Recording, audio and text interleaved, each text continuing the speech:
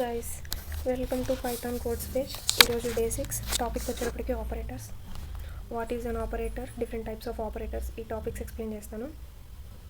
Operator is a symbol. An operator is used to perform various operations on variables and values.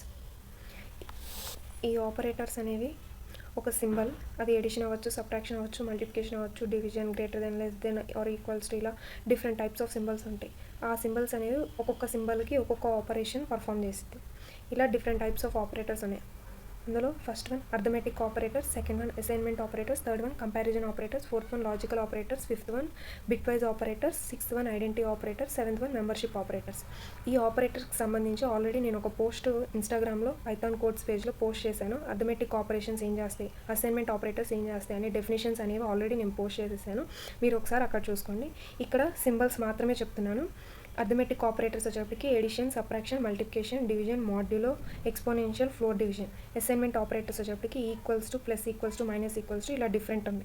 Next comparison operators వచ్చేటప్పుడు not equals to, lesser than, greater than, greater than or equal to, less than or equal to, ఇలా different comparison operators ఉన్నాయి. Logical operators వచ్చేటప్పటికి and, or, not, ఇవి logical operators. Bitwise operators వచ్చేటప్పటికి bit wise and, bitwise or, bitwise XOR, bitwise not, left shift, right shift. Identity operators వచ్చేటప్పటికి is not. Membership operators వచ్చేటప్పటికి in, not in.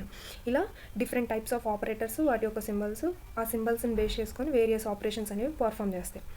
ఎగ్జాంపుల్కి వచ్చేటప్పటికి ఇక్కడ నేను కొన్ని examples ఇచ్చాను. Already 2 variables declare చేసుకున్నాను, a equals to 10, b equals to 20 అని చెప్పేసి. ఇప్పుడు నాకు ఎడిషన్ పర్ఫామ్ అవ్వాలంటే నేను నా ప్రింట్ స్టేట్మెంట్లో a ప్లస్ b అని పాస్ చేస్తే ఎడిషన్ పర్ఫామ్ అవుతుంది. అలా అక్కడ మైనస్ ఇంటూ, అక్కడ మైనస్ కానీ మల్టిప్లికేషన్ సింబల్ కానీ పాస్ చేసామంటే ఆ ఆపరేషన్స్ పర్ఫామ్ అవుతాయి. అండ్ ఇంకొక ఎగ్జాంపుల్లో నేను ప్రింట్ స్టేట్మెంట్లో A equals to B condition check చేస్తున్నాను. అంటే ఏ వాల్యూ 10, బి వాల్యూ 20, రెండు ఈక్వల్ అయితే కాదు, కాబట్టి ఫాల్స్ అనేది అవుట్పుట్లో ప్రింట్ అవుతాయి. అలా నెక్స్ట్ లాజికల్ ఆపరేటర్ యూస్ చేసుకుంటున్నాను, అండ్ ఆపరేటర్ అనేది యూస్ చేసుకున్నాను. 2 కండిషన్స్ చెక్ చేసుకున్నాను.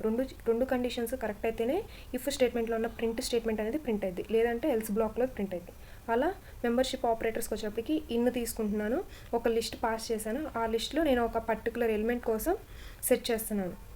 ఇఫ్ ఏ అనే క్యారెక్టర్ని సెట్ చేస్తున్నాను. ఏ అనేది ఎఫ్ అనే లిస్ట్లో ఉంటే నాకు నేను ఇచ్చిన లిస్ట్లో ఉంది అని ప్రింట్ అవుతుంది. అలా ఎల్స్ బ్లాక్లో కూడా ఒక ప్రింట్ స్టేట్మెంట్ ఇచ్చాను.